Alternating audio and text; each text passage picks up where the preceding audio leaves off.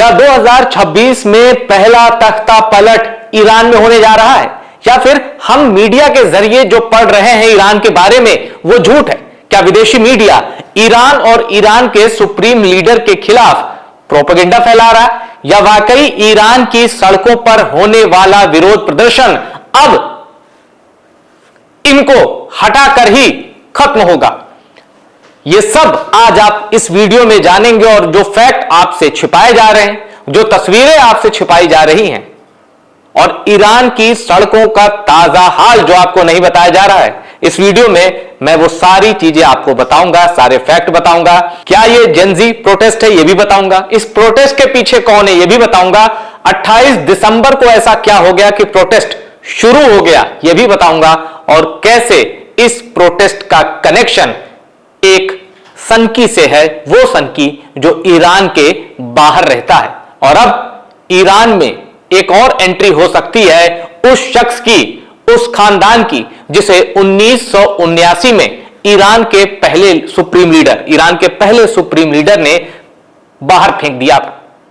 ये पूरी चर्चा शुरू करते हैं इस वीडियो के साथ। सबसे पहले एक नजर कि वर्ल्ड मीडिया में ईरान में विरोध प्रदर्शन जो सड़कों पर है, लोग निकल रहे हैं, उसके बारे में वर्ल्ड मीडिया में क्या छपा है, क्या लिखा गया है, जरा वो देखते हैं। रॉयटर्स की ये रिपोर्ट है, Iranians try to access local government building on 4th day of protest. State media से ये गंभीर मामला है। रॉयटर्स की रिपोर्ट के मुताबिक जो विरोध कर रहे हैं, जो सरकार विरोधी प्रदर्शन में हैं, वो स्टेट मतलब राज्य की कुछ महत्वपूर्ण सरकारी इमारतें होती हैं, सरकारी इमारतों में घुस गए। यह पहला संकेत होता है कि जनता सरकार के खिलाफ है, तभी वो सरकारी इमारतों पर खुद का कंट्रोल लेना चाह रही है। यह रॉयटर्स की रिपोर्ट है। अब दूसरी रिपोर्ट देखते हैं, बीबीसी क्या कह रही है। Protest spread across Iran for 3rd day after currency hits record लो। अब आप इसमें देखिए, ये जो प्रोटेस्ट है ना, ये 28 दिसंबर को शुरू हुआ है, और ये रिपोर्ट एक दिन पुरानी है, 28, 29, 30, 31। और जब मैं ये वीडियो शूट कर रहा हूं, कुछ ही मिनटों बाद 1 जनवरी 2026 की तारीख आने वाली है भारत के समय के हिसाब से। तो आप सभी को हैप्पी न्यू ईयर। और चलिए इस वीडियो में आगे बढ़ते हैं। तो बीबीसी का कहना है कि ये प्रोटेस्ट जो है वो बढ़ रहा है, एक दिन का प्रोटेस्ट नहीं है, मल्टी डे प्रोटेस्ट में कन्वर्ट हो गया है। अब यहां आपको एक हिंट मिल गया होगा, आफ्टर करेंसी हिट्स रिकॉर्ड लो। इनका कहना है कि ईरान की जो करेंसी है, रियाल है, ईरान की करेंसी का नाम रियाल है, रियाल जो है रिकॉर्ड तोड़ निचले दर्जे पर चली गई है। यानी डॉलर के मुकाबले रियाल बहुत कमजोर हो चुका है। कितना कमजोर हो चुका है और 1 रुपए बराबर कितने रियाल, जब मैं आपको यह जानकारी दूंगा तो आपके होश उड़ जाएंगे, यह मेरी गारंटी है। आगे देखते हैं, द गार्डियन की report, Iran to listen to protesters legitimate demands after widespread dissent. अब यह खबर आ रही है कि शुरू में ईरान की सरकार ने जिस तरह इस प्रोटेस्ट को हल्के में लिया था, प्रोटेस्ट का विस्तार देखकर, प्रोटेस्ट का आकार देखकर और प्रोटेस्ट में जो लोग शामिल हैं उनका गुस्सा देखकर ईरान की सरकार यह कह रही है कि आओ बातचीत करते हैं, तुम्हारी मांगे हम मानने के लिए तैयार हैं, लेकिन लेजिटिमेट मांगे।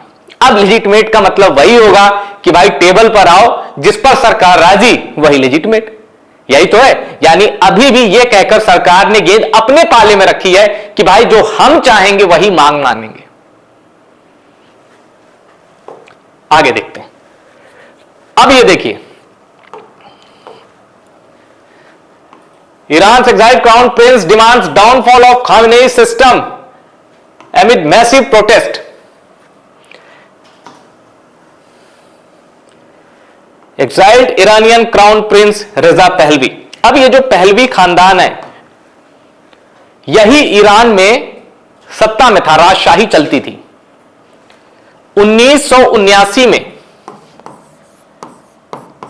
ईरान की क्रांति हुई और इनको बाहर फेंक दिया गया, और इनको अमेरिका का सपोर्टर माना जाता था। और आप जानकर यह भी चौंक जाएंगे कि 41 से 79 तक ईरान में पहलवी जो राजशाही थी ये थी। इस बीच में अमेरिका ने एक प्रधानमंत्री का ईरान में तख्ता पलट भी किया था, CIA और MI6 उसमें मिले थे, वो एक अलग कहानी है। मतलब ईरान में अमेरिका की खौफनाक और खुराफात की प्रयोगशाला रह चुका है ईरान, और अभी भी है। अब मैं आपको बताता हूं असली कहानी ईरान के प्रोटेस्ट की, जो आप जानकर चौंक जाएंगे। देखिए, जब ईरान में प्रोटेस्ट शुरू हुए तो ऐसा देखा गया कि यार ये जो प्रोटेस्ट है, कुछ व्यापारी नाराज हैं, इसीलिए ऐसा हो रहा है। और उसके पीछे सबसे बड़ी वजह सामने आई कि ईरान की जो करेंसी है वो लगातार गिर रही है। अब कितनी गिर रही है, जब आप ये जानेंगे तो आप चौंक जाएंगे।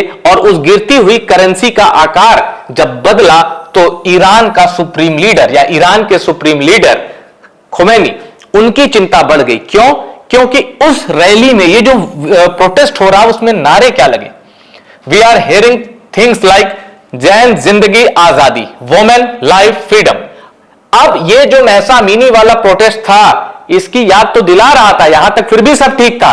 लेकिन इसके बाद जब ये जो नारे थे और तीखे होने लगे, अब जाके पता चला कि मामला हद से ज्यादा आगे निकल चुका है। क्यों? क्योंकि नारे लगे डेथ टू डिक्टेटर, ये नारे लगे। ये पश्चिम मीडिया रिपोर्ट कर रहा है, और ये नारे बताते हैं कि जो प्रोटेस्टर हैं उनकी नजर सीधे तख्ता पलट पर है। पर ईरान में ऐसा करना इतना आसान भी नहीं है। क्यों? बताता हूं। सबसे चौंकाने वाली खबर ये, अब ईरान में $1 के मुकाबले वहां की जो करेंसी वो मिलियन में है, मिलियन में है। जी हां, $1 के मुकाबले वहां की करेंसी मिलियन में है। और ₹1 कितने ईरानी के बराबर है, ईरानी मुद्रा के बराबर, जो रियाल कहते हैं। आप इसी से समझ जाएंगे कि वहां की करेंसी का कितना बुरा हाल है। एक भारतीय रुपया, यानी ₹1 अगर लेके आप ईरान गए तो आप समझ जाइए 468 रियाल आपके पास है। मोटे तौर पर आप समझ सकते हैं कि 468 गुना कमजोर है वहां की करेंसी। मतलब ₹1 हम लेके गए, ईरान में हमारे पास हो गए 468 रुपए। इतने बुरे हालात हैं, मतलब 468 रियाल, इतने बुरे हालात हैं ईरान में। वहां एक औसत आदमी जो ऑफिस जाता है, काम करता है, $100 उसकी महीने की सैलरी है। $100 एवरेज, ऑन एवरेज 9,000 के आसपास। अब आप समझिए ईरान कितने बुरे दौर में है। जैसा मैं आपको बता रहा था कि $1 की कीमत क्या है, अब देख लीजिए। $1 is currently worth 1.45 million Iranian rial. $1 जो है 1.45 मिलियन रियाल के बराबर है। 14.5 लाख रियाल $1 में, 14.5 लाख रियाल सिर्फ $1 में। देखिए,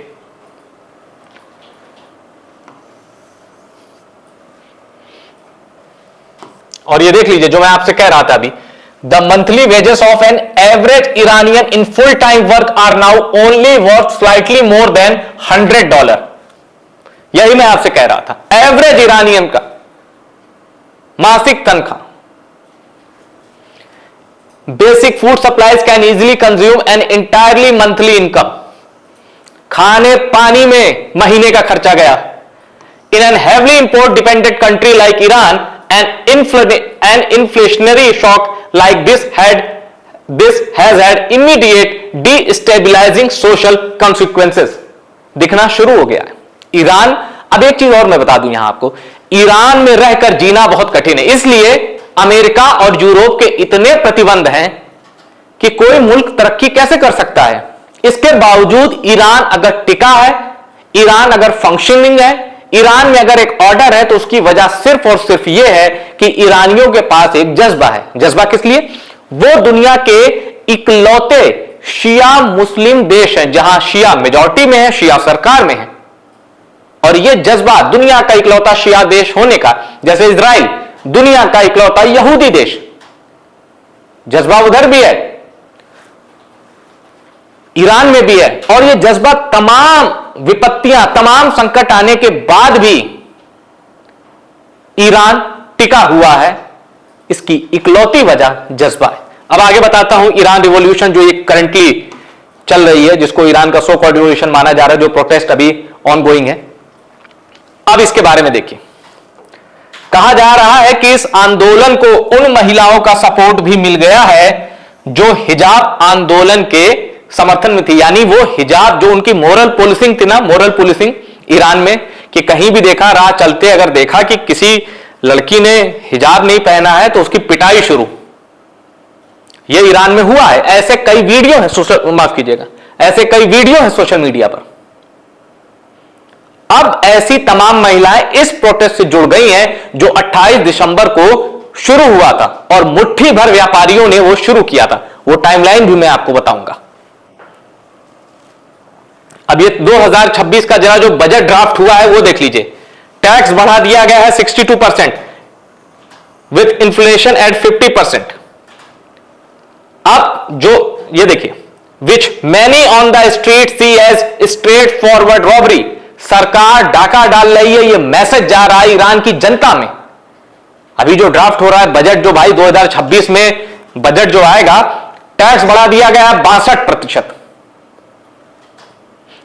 जेब में नहीं रहेंगे दाने,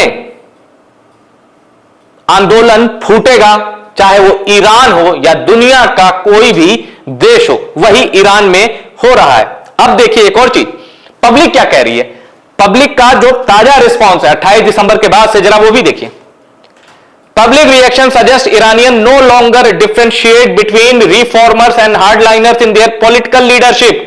उनको समझ में नहीं आ रहा है ईरान की जनता को कि ये ईरान को बदलने आए थे या वही हार्डलाइनर हैं जो पहले थे। इन्हें समय के साथ ईरान की जनता को ऐसा लग रहा है कि कोई परिवर्तन तो नहीं हो रहा। ये सब मैं इस रिपोर्ट के हवाले से कह रहा हूं, ये DW की रिपोर्ट है।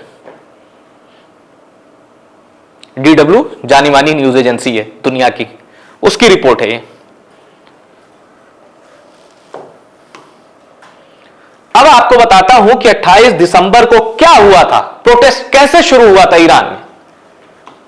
A group of shopkeepers and merchants at Aladdin shopping center in Tehran and other commercial centers including Charsu Mall went on strike by closing their shops. Tehran के कुछ दुकानदारों ने, कुछ व्यापारियों ने अपनी दुकानें बंद की और अपना विरोध प्रदर्शन जताया।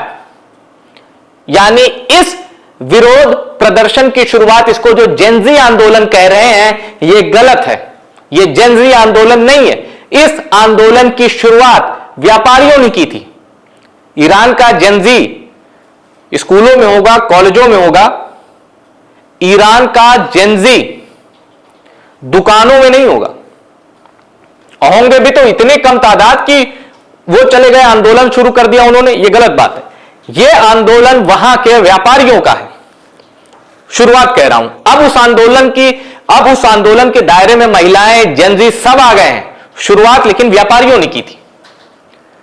Simultaneously protest gathering formed around these locations and images and videos of widespread shop closures circulated on social media. इसके बाद एंट्री होती है सोशल मीडिया की। दिखता है कि भाई ईरान में कुछ जगह, और ये जो मॉल है, यहां लोगों ने दुकानें बंद रखी हैं और अपना विरोध जता रहे हैं। तो लोगों ने कहा भाई हालत तो तुम्हारी खराब अकेले नहीं है, हमारी खुद की हालत खराब है। $1 जब 14 लाख से ऊपर रियाल हो जाएगा तो सभी ईरानियों के लिए कीमत तो वही है $1 की। सबकी हालत खराब।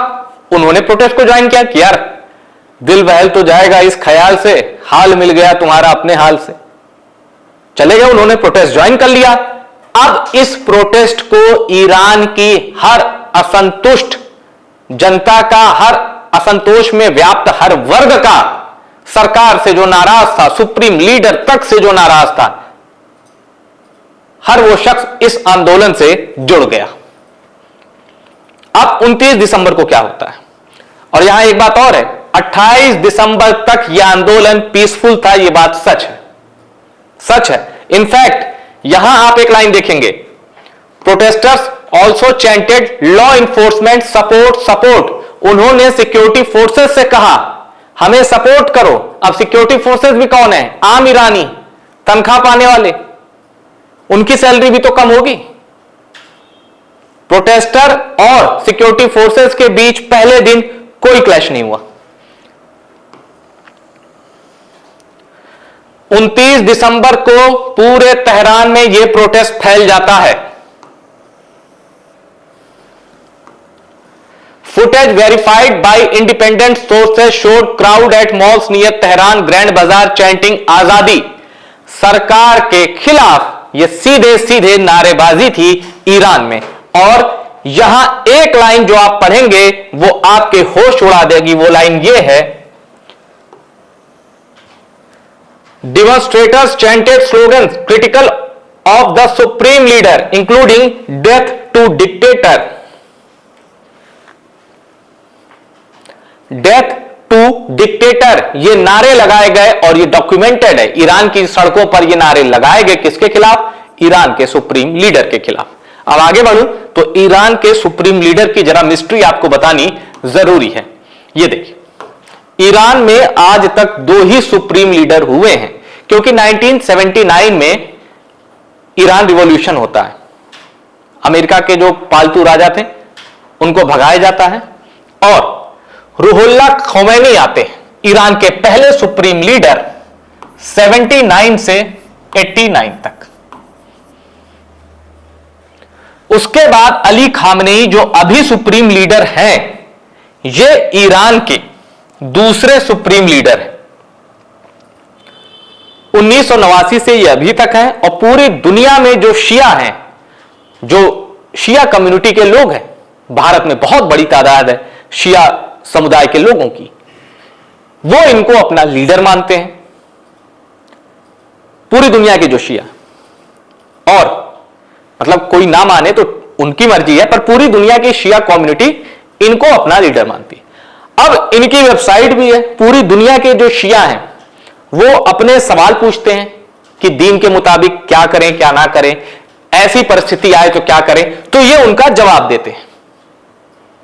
कहने का मतलब पूरी दुनिया के जो शिया पॉपुलेशन है उनके बीच सबसे पॉपुलर, सबसे प्रोमिनेंट कोई फिगर है लिविंग, तो ये। अब इस तरह से इन्होंने अपनी जो ताकत है वो कायम रखी है। अब ये कॉन्सेप्ट आपका क्लियर हो गया। ये पहले सुप्रीम लीडर, ये दूसरे सुप्रीम लीडर।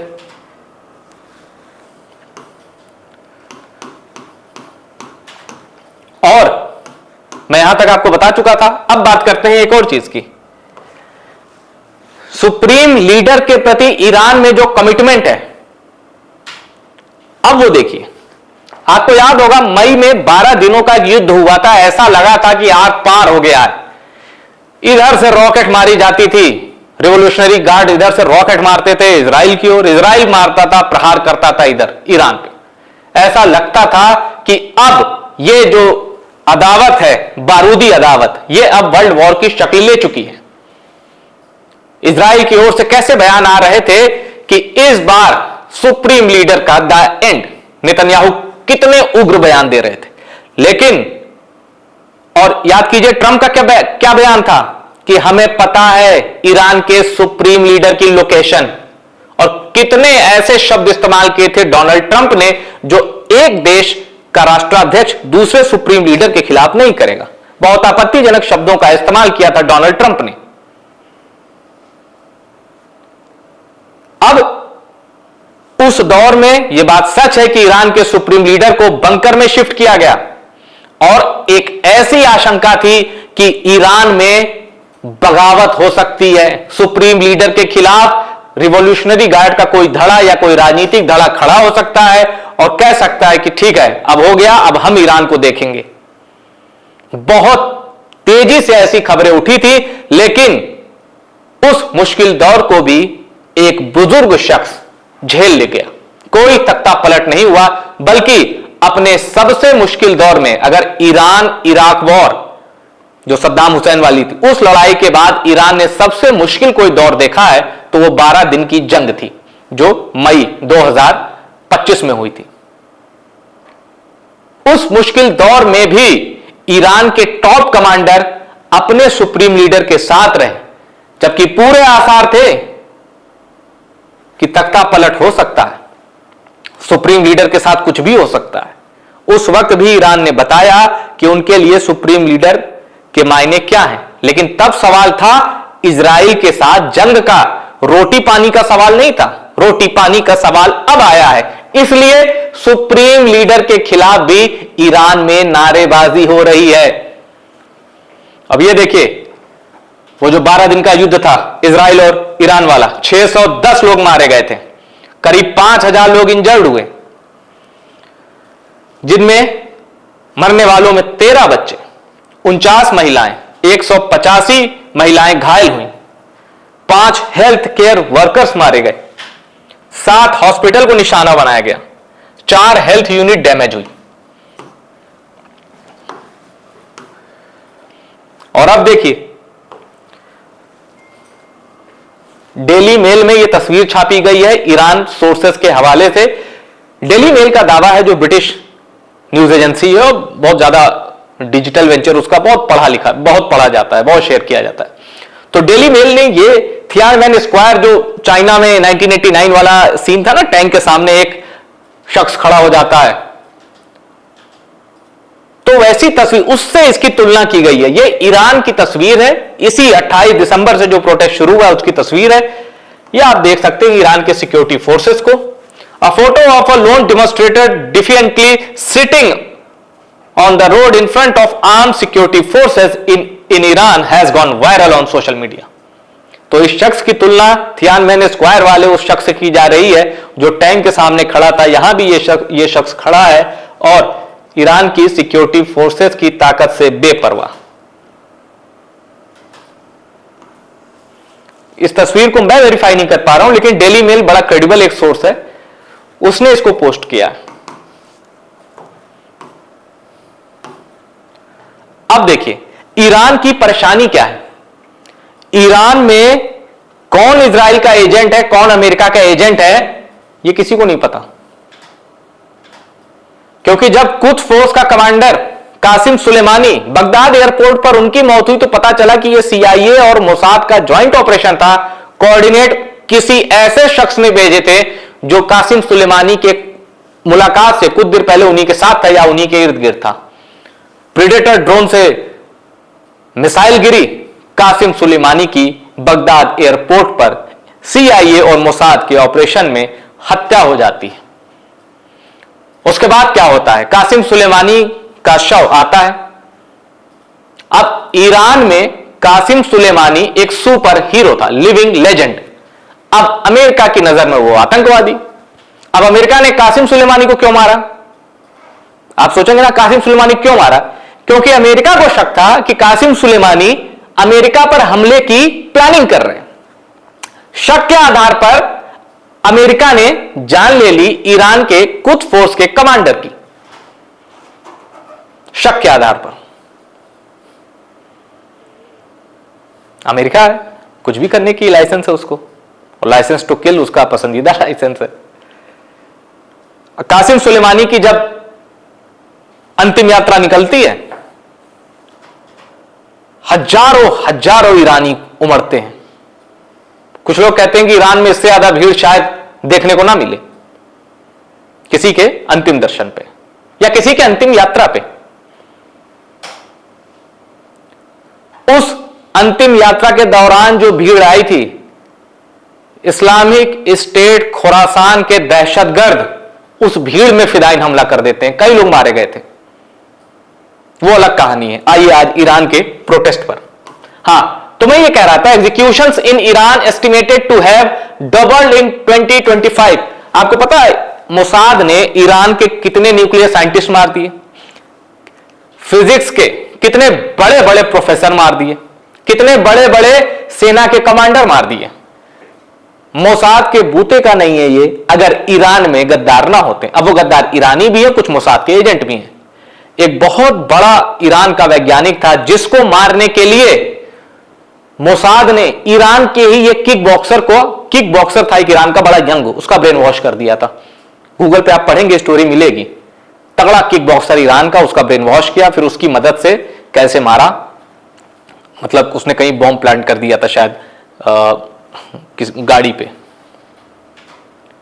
तो उस किक बॉक्सर को फांसी दे दी गई थी। ईरान में जब भी कुछ होता है उसके बाद पता चलता है कि 250 जासूस पकड़े गए, ऐसे संख्या निकलती है, 150 जासूस पकड़े गए। और ईरान एक ही उसूल है, नो मर्सी।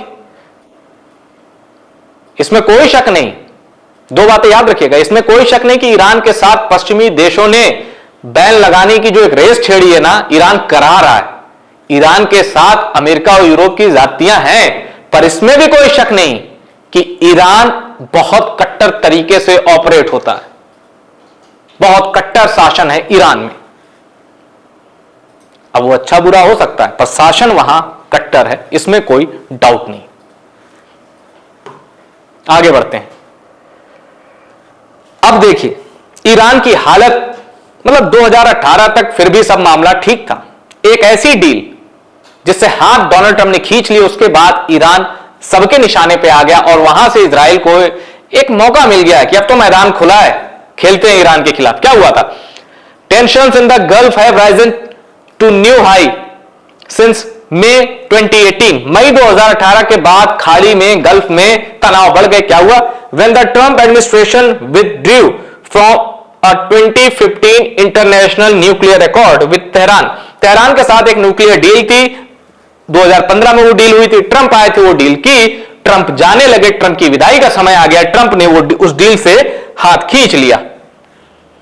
और उसके बाद क्या हुआ? ईरान का न्यूक्लियर प्रोग्राम जो है वो संकट में पड़ गया। अब इजराइल ने जो हमला किया था न्यूक्लियर साइट्स पे ईरान की, वो यही तो कहा था कि ईरान एटम बम बना रहा है,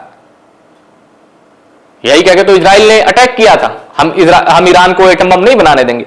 हुआ वही। इजराइल के फाइटर जेट तक गए, F-35 तक का इस्तेमाल हुआ। दुनिया का सबसे विध्वंसकारी विमान माना जाता है F-35, हालांकि असरदार तो F-22 रैप्टर है। अमेरिका F-35 की डील कर देता है, F-22 रैप्टर की डील नहीं करता, क्योंकि अमेरिका को भी पता है रैप्टर जैसा विध्वंसक फाइटर जेट कुछ नहीं है इस दुनिया में। तो इजराइल ने F-35 भी इस्तेमाल किया था, क्योंकि इनकी जो, और कुछ एक स्पेशल बॉम्ब भी इस्तेमाल किए थे, क्योंकि ईरान भी कम चालाक नहीं है। पहाड़ों के अंदर प्रयोगशाला बना रखी थी, न्यूक्लियर सेंटर बना रखे थे, तो वहां नुकसान करने की इजराइल ने पूरी कोशिश की। अब देखिए ईरान की वो सबसे बड़ी गलती जिसकी कीमत वो चुका रहा है, उसका नाम है एक्सिस ऑफ रेजिस्टेंस। ये एक शब्द है जिसका मतलब है इस दुनिया में वो जमातें जो अमेरिका के खिलाफ हैं, जिनके पीछे ईरान है और जिन पर दहशतगर्द होने का ठप्पा है, यानी प्रॉक्सी टेररिस्ट ऑर्गेनाइजेशन जो अमेरिका के खिलाफ काम करती हैं और जिनको मदद देता है ईरान। अब कौन कौन से है वो?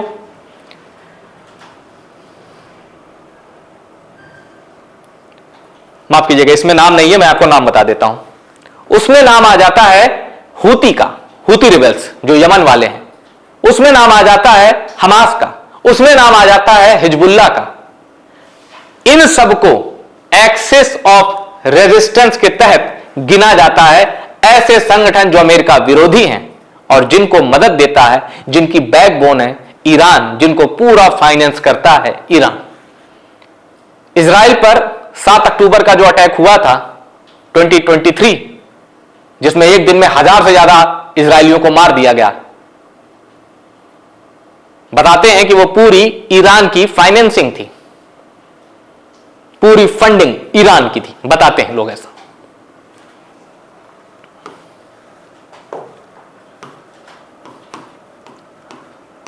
तो ये थी कहानी ईरान के मौजूदा प्रोटेस्ट पर। अब इसमें अमेरिका ने इंटरेस्ट ले लिया है, और अमेरिका क्यों नहीं लेगा, मसला ईरान का है। पर ईरान को इस बार खतरा अमेरिका इजराइल से नहीं है, वहीं के लोगों से है, क्योंकि प्रोटेस्ट वहीं के लोग कर रहे हैं। नेपाल के जेनजी आंदोलन में हमने देखा कैसे विदेशी ताकतों का दखल भी सामने आया था, पर किया तो वहीं के लोगों ने था, प्रोटेस्ट वहीं के लोगों ने किया था। फिर जब सत्ता संभालने की बात आती तो आप देखते हैं कैसे दो धड़े हो जाते हैं कि हमें ये नहीं पसंद, कोई बालेन शाह का नाम लेता है, कोई सुशीला कर्की का नाम लेता है। बांग्लादेश में क्या हुआ, उन्हें शेख हसीना को हटाना था, मोहम्मद यूनुस को लाए, अब चुनाव हो रहा है। मोहम्मद यूनुस ने कैसे बांग्लादेश के संविधान का मजाक उड़ाया, पूरी टाइमलाइन आप देख सकते हैं। चुनाव 2 महीने के अंदर ऐलान करना था, वो जो नाहिद हसन और ये सब लड़के जो चाह रहे थे। मोहम्मद यूनुस ने जो डेडलाइंस, जो सबसे बाद की डेडलाइन थी, वही चुनी।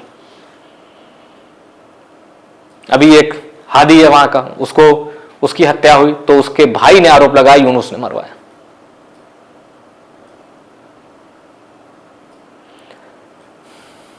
ईरान से लेके बांग्लादेश, नेपाल, वहां की सरकारें खतरनाक दौर देख रही हैं और आने वाला समय आसान नहीं है, और ज्यादा टफ होने वाला है।